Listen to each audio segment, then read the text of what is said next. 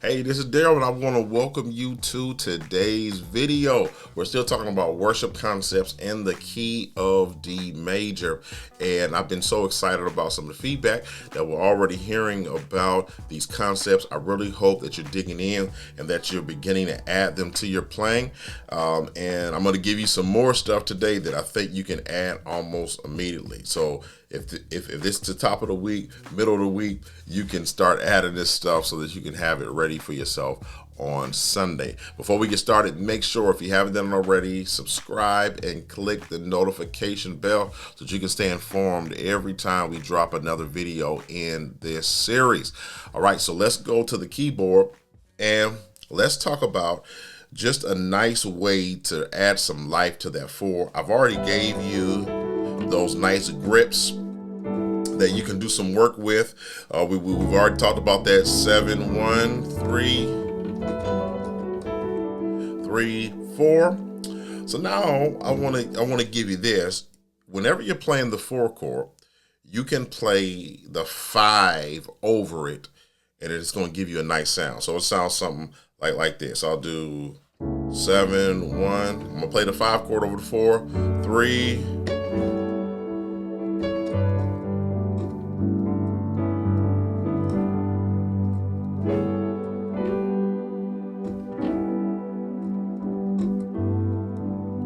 Okay.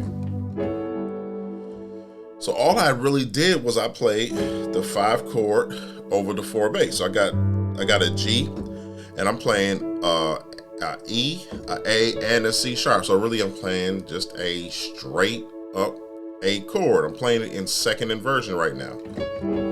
And I love that melody up top. Also pay attention, I'm using that G sharp as a grace note.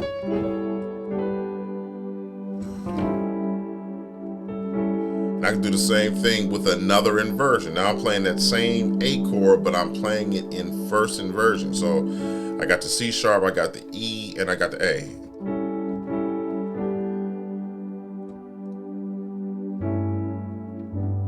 And I'm being intentional about trying to subdivide the harmony. So even though I know a G bass kind of changes the name of the chord, I'm calling it an A chord because I want you just to see it just in its basic form, so that you can attack it and use it in your playing. But know that you can use various inversions, and each inversion is going to give you a nice sound.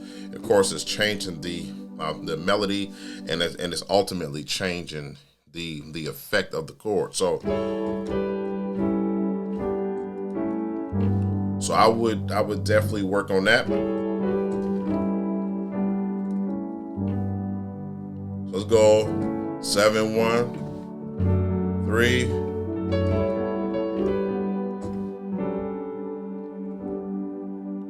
Right, so that time I did something else. So I did 7, 1, 3.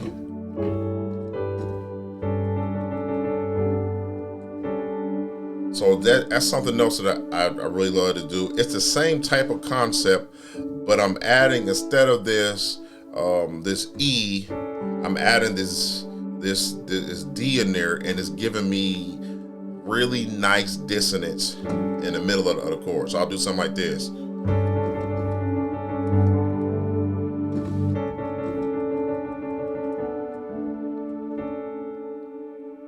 So I'll just hold my pedal down and I'll just play that. And I'll drop that C sharp to a B and that B to a A. So I might do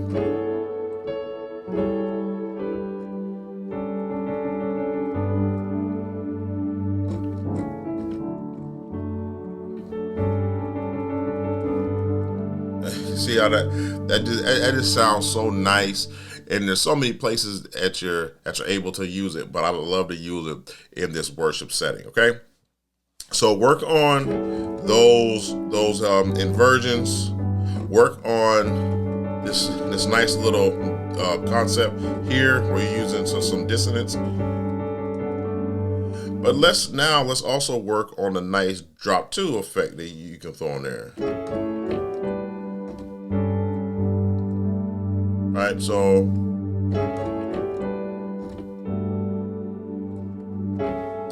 here what I'm doing, same concept, but I'm gonna use this drop 2. I'm gonna use a C sharp, an A, and an E, and I'm gonna use this G sharp as a grace note.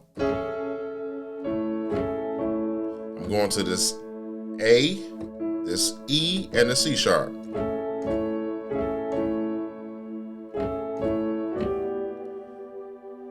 I'm going to this B in my left hand, and I'm playing a G, and I'm playing a D.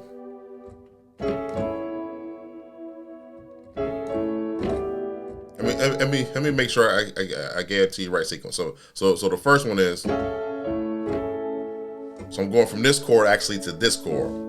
I have the A, the E, and the C sharp. So the first one I broke down.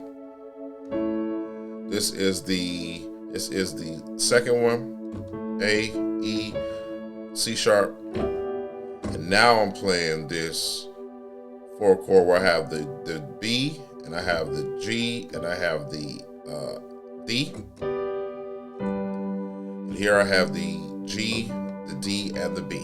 So I'm kind of breaking up these drop 2 chords. And I keep saying drop 2. Let me make sure that I explain to you what a drop 2 is.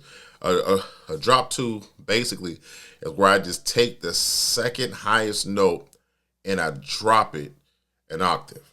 So in the case of this A chord, instead of playing this third here, which is the second highest note, because the E would be the highest note, and then you have the C sharp, which is the second highest note.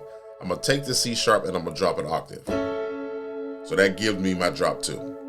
I can do this with triads. I can do this with 4-note chords. Really, any chord that I really want to have that nice drop 2 sound, I'm gonna take that second highest note and drop it an octave. Right. So if I'm playing a diminished chord, it's my C sharp diminished. I'll take that second highest note, which is the G, and I'll just drop it down. Right? So it's just a good concept to kind of work through, even though we're just doing it with triads right now. So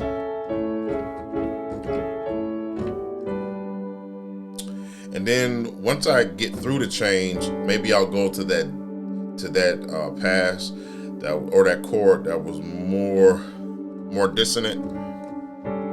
So I'll do, let me see, or I can go,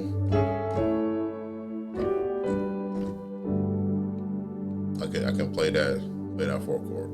So in the context of the pattern, 7 1 3 4. Or I could do 7 1 3 4.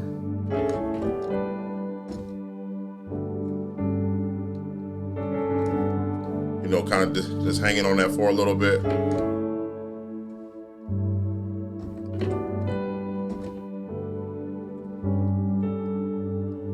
Just to play around with, like, just various concepts once I'm on that 4. And for those of you guys who are more organ players, this sounds really good when you're able to connect it on that organ where you're holding that 4 down.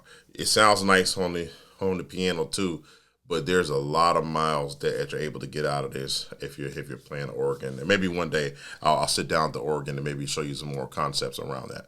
So that's it. I'm gonna go ahead and stop the video there because there's so much that we could do and we could talk about. But I think you got some great stuff to kind of think through, work on. That first concept that just says that I could just play that 5 chord over the 4 and really, take it and really manipulate it from there, I would really encourage you to do that. And there's some of the songs that you play that you go to the 4 that you'll find that using that 5 chord first will add some life to it. So thank you so much for tuning in. If you haven't done already, make sure you subscribe. Make sure that you click that notification bell, because we got a lot of great content coming your way, and I don't want you to miss anything. We got another video in this series coming soon.